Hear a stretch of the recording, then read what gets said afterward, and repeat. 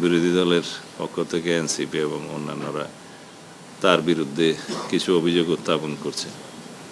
সেটা করতে পারে, কিন্তু আমরা আমলে নেওয়ার মতো কোনো বক্তব্য ওখানে নাই। কথা বলার জন্য লন্ডন যেতে হয় নাকি? আজকালকার ইন্টারনেটের দুনিয়ায় লন্ডন যেয়ে কারোর সাথে কথা বলতে হয় না, তো এটা আমার কাছে অলিক মনে হয়। কথা বলতে চাইলে তো এখান থেকেও বলা যায়। আমাদের মহামান্য রাষ্ট্রপতি পদত্যাগ করেছেন শারীরিক কারণে, তার পদত্যাগপত্রে বিস্তারিত উল্লেখ করেছেন।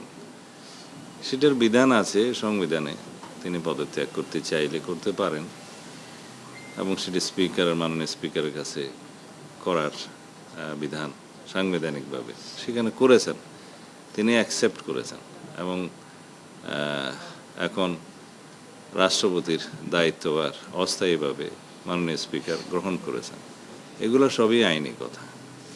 এখন যারা তার বিরুদ্ধে বক্তব্য দিচ্ছে তাদের সেটা অধিকার আছে। আমরা গণ অভ্যুত্থানের পরবর্তী সময়ে কি প্রত্যাশা করি?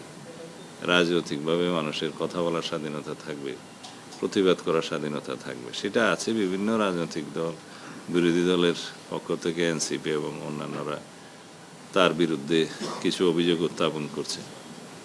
সেটা করতে পারে, কিন্তু আমরা আমলে নেওয়ার মতো কোনো বক্তব্য ওখানে নাই। মহামান্য রাষ্ট্রপতি তার দায়িত্ব পালনকালীন সময়ে স্বৈরাচারের শেষ দিকে ইন্টারিম গভর্নমেন্টের পুরোটা এবং বর্তমান রাজনৈতিক সরকারের এই প্রায় 5-6 মাস এই সময়ে তিনি সাংবিধানিকভাবে দায়িত্ব পালন করেছেন এবং বিধিবিধান অনুযায়ী করেছেন। আমরা মহামান্য রাষ্ট্রপতির সহযোগিতা পেয়েছি।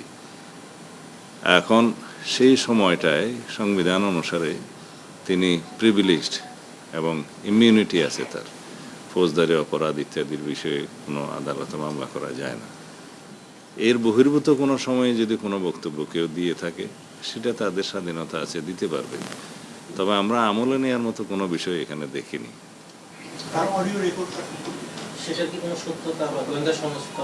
কোনটা? এটা আমরা পত্রিকায় দেখেছি।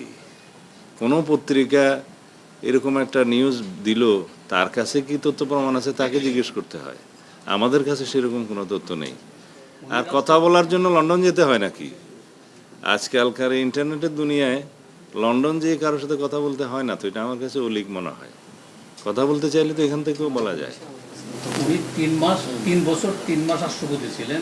এর আগে উনি দুদক এবং ব্যাংক এবং ওই যে বিচারপতির পদমর্যাদায় ওই একটা কমিশনের দায়িত্বে ছিলেন, যে বিএনপির বিরুদ্ধে নেতাকর্মীদের বিরুদ্ধে ওই পূর্বের ঘটনা কি তো ওনার প্রিভিলেজ থাকার কথা? সেই সময় দায়িত্ব পালনকালীন সময়ে তার বিরুদ্ধে কি কোনো অভিযোগ কেউ দিয়েছিল? না, দিয়ে থাকলে সেটা তখনকার সময়ে যদি কোনো কিছু রেকর্ড করে থাকে সেটা তখনকার বিষয়, সেটা বিধিবিধান অনুসারে চলবে, আইন অনুসারে চলবে।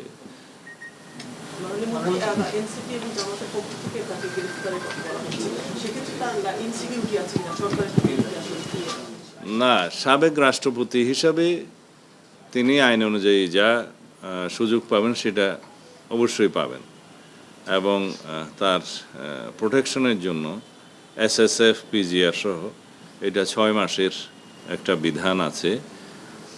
সেটা 6 মাসের তিনি তাদের সুযোগ পাবেন, মানে প্রোটেকশনের সুযোগ পাবেন।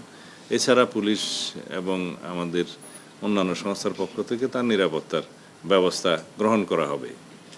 আইনানুগভাবে তিনি যা সুযোগ সুবিধা পাবেন সবই পাবেন।